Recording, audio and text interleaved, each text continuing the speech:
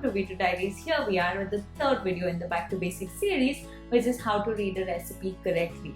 If you're a beginner and just starting out, it is important that you follow certain steps while reading your recipe and understand it even before you start your baking process. So, to know what are the steps, let's just dive into the video.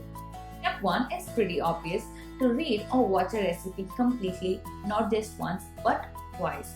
The first time to actually get an overall glance of how the recipe looks like, what is the desired output and the yield that we will be making by doing this recipe.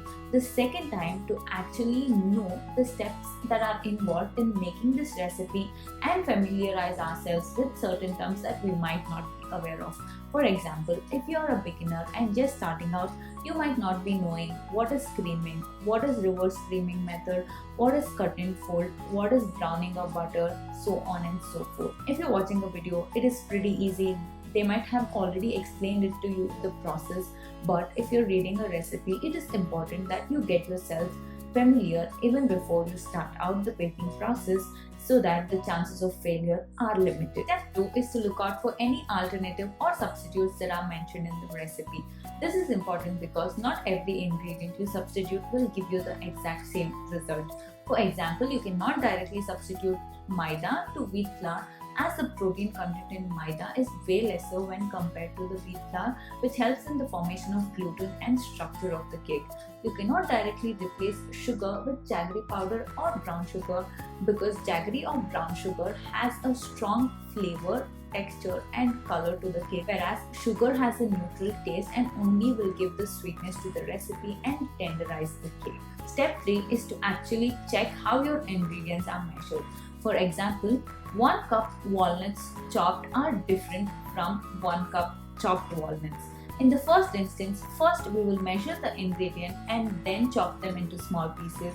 But in the second instance, we will first chop the walnuts and then measure them. The output and volume of both the ingredients will be actually different. A second example to quote is half cup butter melted or half cup melted butter.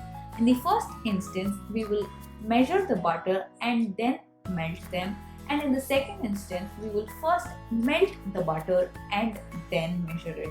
So the output and volume will change based on how your ingredients are measured. So it's really important you note them to get a desired output. Next step is to check the availability of your ingredients.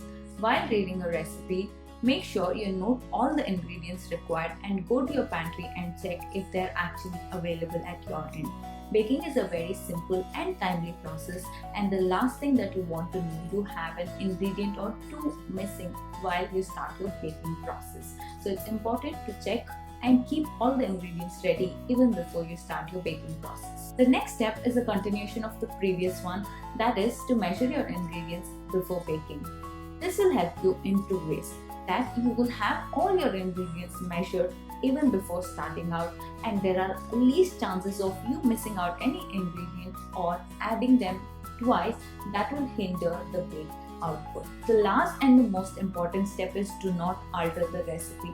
Especially if you're a beginner and just starting out, don't try to alter any ingredients and follow the exact same recipe until and unless you know what exactly you are doing. For example, you cannot add too much of a baking powder or baking soda just to give a rise or a fluff to the cake. In the contrary, baking soda or baking powder, if added in too much quantity, gives a very bad taste.